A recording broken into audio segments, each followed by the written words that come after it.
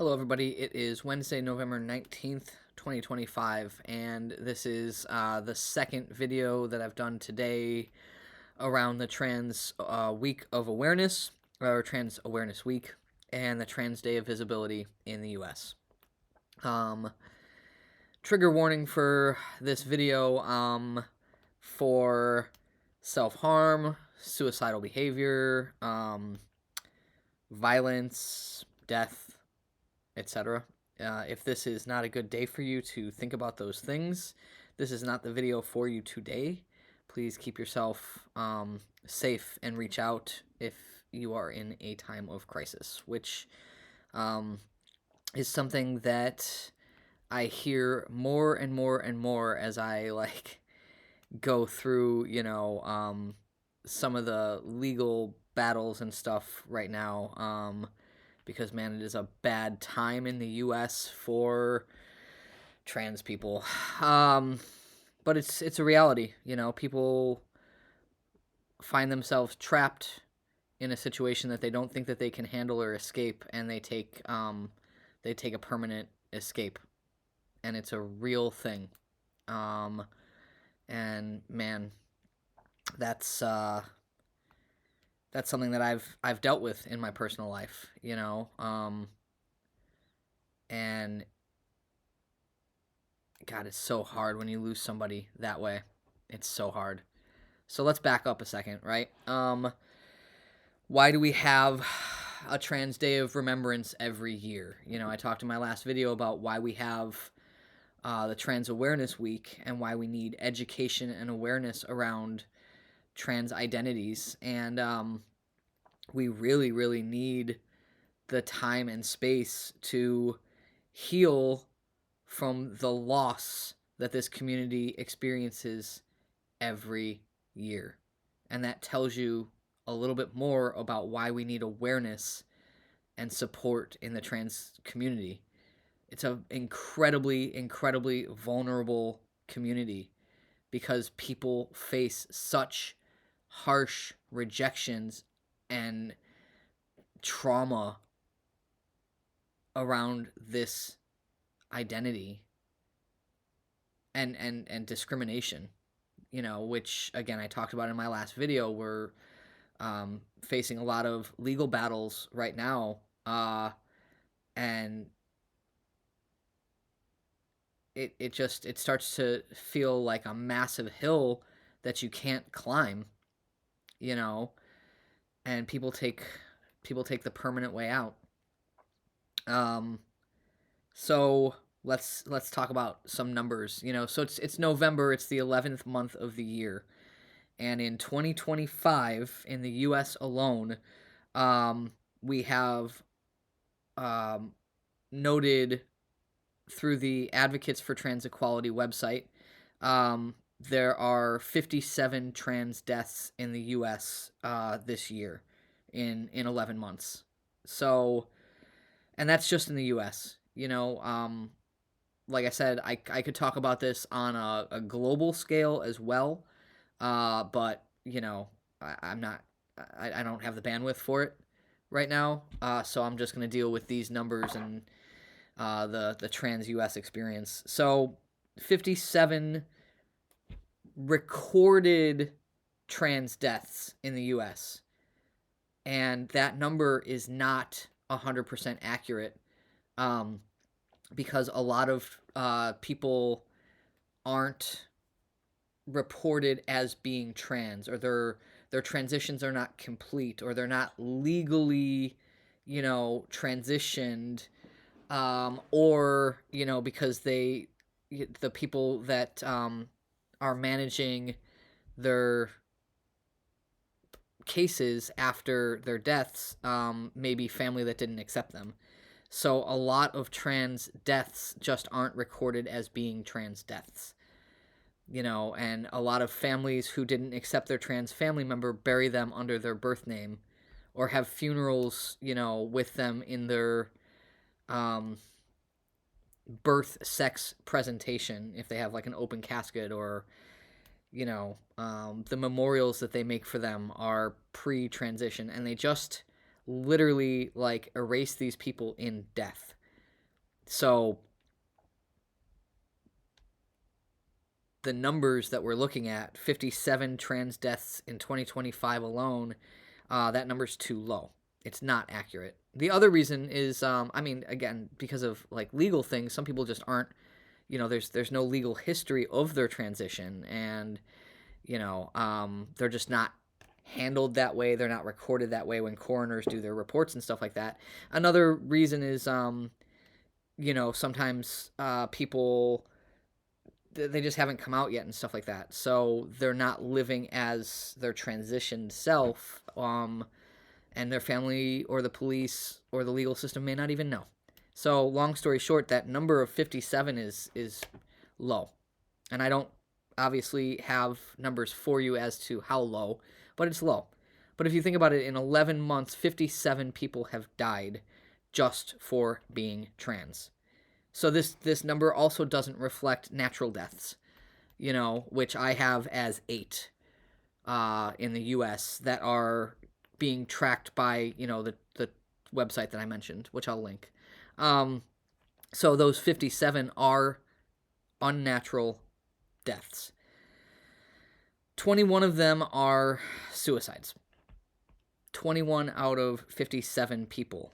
That's nearly 50%. And the number that you'll see thrown around often for attempts at suicide in the trans community is 40%. So 40% of this minority community attempts suicide. But if you look at this number, this is almost 50% were successful of the, nearly 60 people that have died this year. Why? Why are trans people so vulnerable to suicide? Again, I already kind of talked about this, right? Like the massive amount of rejection and discrimination that we face. And the most that number that we looked at before, or talked about before, the 40%, most of those are trans minors. And if you think about the atmosphere that they have to go into in school and on sports teams and stuff, they are bullied relentlessly. And now with technology, bullying goes, sorry, that was probably loud in the video, but bullying goes straight into your pocket. And a lot of people can't get away from it. And so that number is that high for a reason. Those people are being bullied relentlessly and rejected in their safe places by family, and discriminated against in the legal system. If you're a trans minor and you just want to go to school as your authentic self after all the processing that it goes, you go through in trying to accept your own self as trans.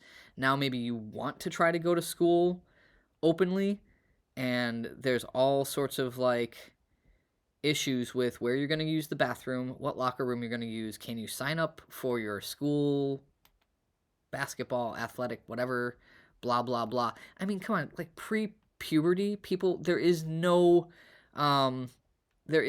advantage, for somebody who was assigned male at birth, right? And we are putting these minors and these children through just absolute hell, just trying to be normal kids after they've already probably been through enough of questioning themselves and talking to their families and on and on and on. And that's why you have such a high number of trans youth who attempt suicide. And I mean, like, that's just attempts, like, and some of them are successful. All right. That's why that number is so high.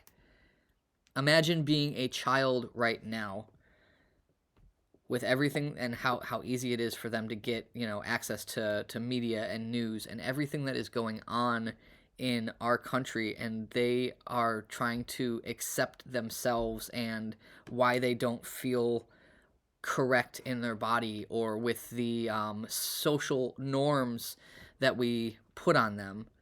And then you think about the overwhelming, daunting idea of actually coming out and changing, and you look at all of the things that are going on, and they're just like, man, if I try to come out and talk about this, I'm going to be so incredibly unsafe. Think about what headspace that puts a person into, a child especially, because they have no way of really processing and understanding what the greater world is about.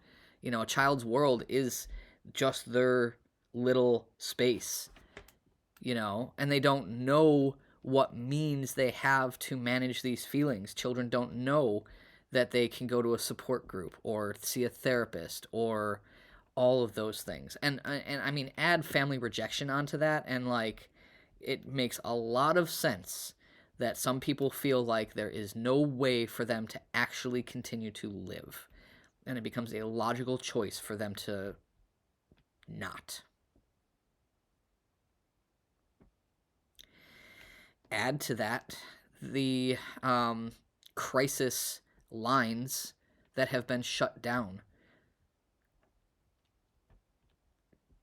Think about that.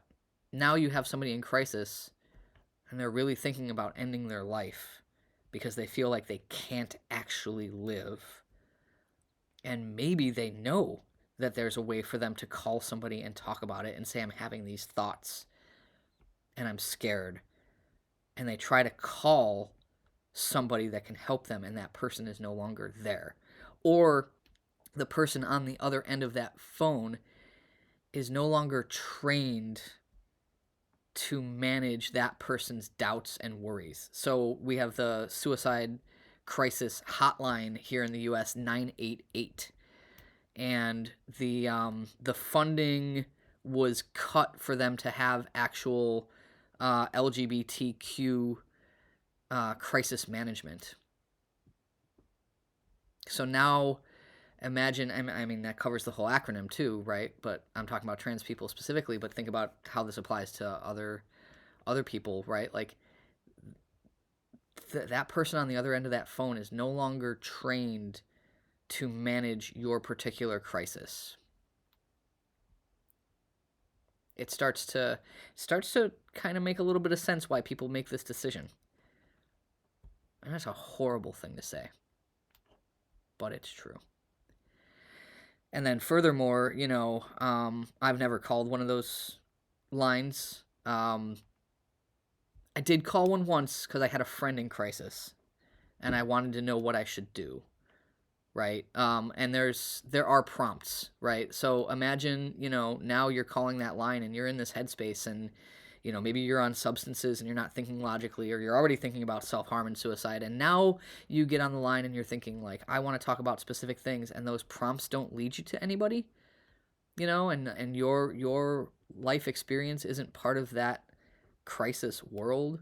And again, the person that you're talking to, may not have the training to actually manage your concerns and may actually say the wrong thing to you. That's why that number is so high. That's why we need LGBTQ youth crisis counseling and gender affirming care, which includes therapy and support groups. That's gender affirming care. For a person, a child who is going through this,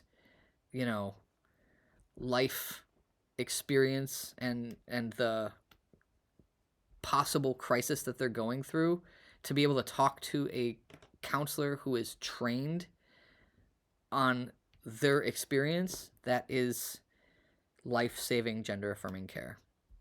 So the whole, like, let's stop, let's leave the kids alone, right? Like, no, let's not leave the kids alone. The kids need help because they're going through it. And I'm a trans person, and I can tell you, we are not trying to groom your kid to become trans. All we want to see is trans kids not hurting themselves. We want to see trans kids grow up. And that's why they need gender affirming care, and that's why they shouldn't be left alone. This doesn't just happen. Like, there's no button that gets pushed or switch that gets flipped when you turn 18 and you're, no longer a minor. Now you're an adult and you can make your decisions and stuff. There's no, like, moment where they go, I'm 18 now. Am I trans? No, they're thinking about it way, way, way, way, way earlier. They're thinking about it and they're struggling with it. And some of them are getting bullied for it.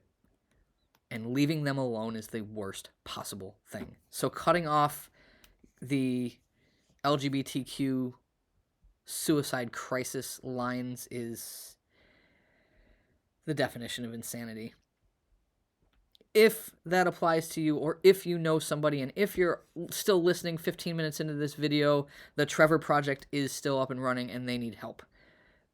Because they're like the last thing that's still out there. Well, I mean, there's LGBTQ centers in some cities and stuff, but as far as like a national phone number that people can either call or text and say, hey, I'm struggling right now, the Trevor Project is like it. So if you have the means, to support them financially or to volunteer for them, please do it. They need help. So that's your, that's your suicides in that number of 57 trans deaths in the U.S. in 2025. There are recorded 27 people who have died of violence. Trans people who have died of violence. And again, that number's probably low. Probably not accurate. Of those 27, 17 were trans women of color. So again, more than 50% of the people who have died to violence are trans women of color. They are a incredibly vulnerable community. Why is that number so high? Why do trans people die of violence? Look around you. Look at the atmosphere. But it, that number has probably gone up in 2025 because of what's going on around us, but it's always high. It's always high. Right? The atmosphere right now around us is driving it, but that number is always high. People really don't like trans people. We are some kind of offense to people's like sense of nature, I don't know. I don't get it. I don't get it. I don't understand why. But people really, really don't like us. And so you have people who are victims of violence randomly. When you don't pass really well and you can get clocked on the street or in a club, but there's a really awful high number of people who are hurt and murdered by their partners, their domestic partners. They can't handle the fact that their loved one came out as trans, and what does that mean about their sexual orientation? And then you have people that have the gay panic, quote unquote, gay panic moment where they realize that this person is trans. And so, like, if you're a cisgender straight man and you go out on a date with a woman and you find out that she's trans, and that means they were assigned male at birth, your like next reaction is to freak out that means that you're gay because you were attracted to somebody who was born a man, and then your next reaction is to assault and possibly murder them. That's a real legal defense strategy, the gay panic strategy, right? Gay panic defense. I didn't look up where that's still legal, but I know that there are states where that's still a legal thing. It's so crazy. So yeah, the panic that sets in when somebody is on a date with a trans person, or when somebody is approached, for romance by a trans person, or or whatnot. That number's really high. And again, the bullying and the random acts of violence, I did not do a deep dive into those numbers because I wanted to get started on recording because I knew it was going to be hard. And this video is like 20 minutes long. And I could go on, right? But it's a really hard thing to talk about. So, protect trans people everywhere, but particularly trans kids, because man, they have it rough. And they're looking around at the world right now and thinking, how can I grow up as the real me when this is what the world is like? And the world just really dislikes people like me.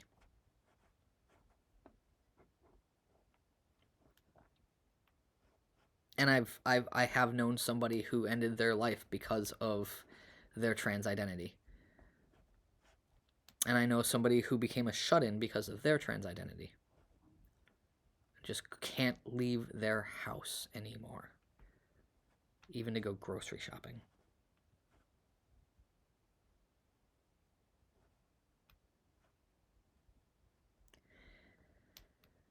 So think of that. Think of that when people bring this up and when they like spew anti-trans rhetoric or make jokes that seem harmless. Call it out. Be aware. Educate people. Because it's not harmless. Somebody out there hears that and is already in a vulnerable state, and that could be the thing that sends them over the edge. So, do better, world. Do better, America. And if you're an ally, you know, and you're supporting somebody, like, give yourself a pat on the back because you are one of the people that is doing better. You have made a great change in the world by supporting a trans person or people. They may not know to say it to you, and especially if it's your kid.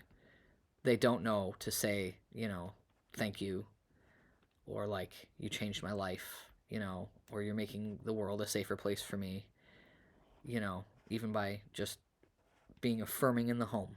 They don't necessarily know, so thank you. I'll say it for them. And if you can, get out there and advocate, you know, speak up.